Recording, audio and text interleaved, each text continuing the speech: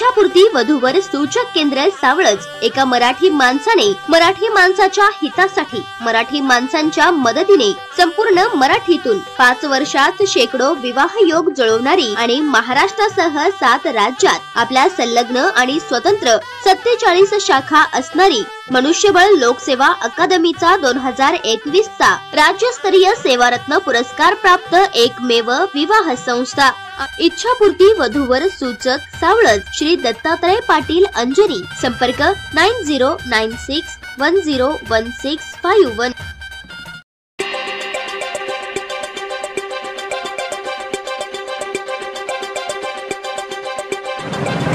सांगली मिरज कुपवाड महानगरपालिका क्षेत्रातील 24 मजली इमारतीच्या बांधकाम परवान्यासाठी 7 लाख रुपये लाचेची मागणी केल्याप्रकरणी मोठी कारवाई करण्यात आली आहे।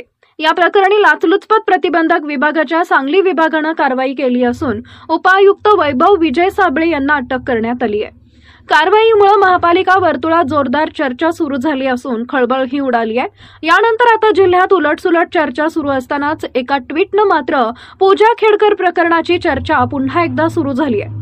ज्या प्रकारे पूजा खेडकरने अपंग प्रमाणपत्र जोडून यूपीएससीला चुना लावला, त्याच पद्धतीने वैभव साबळे यांनी एमपीएससीला चुना लावल्याची चर्चा सुरू झाली आहे।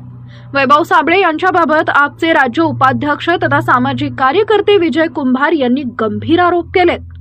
विजय कुंभार यांनी याबाबत एक ट्विट केलं असून ज्यात त्यांनी 24 मजली इमारतीच्या परवान्यासाठी 7 लाखांची लाच मागणारा सांगली मिरज कुपवाड महानगरपालिकेचा उपायुक्त वैभव विजय साबळे अखेर लाचलुचपतच्या जाळ्यात अडकला।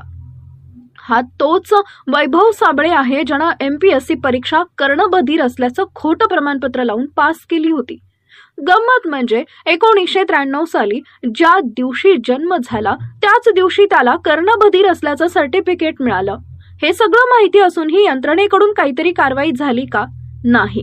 पूजा खेडकर प्रकरण उघड झाल्यानंतरच साबळेनं शोभेच्या श्रवण यंत्राचा वापर सुरू केला।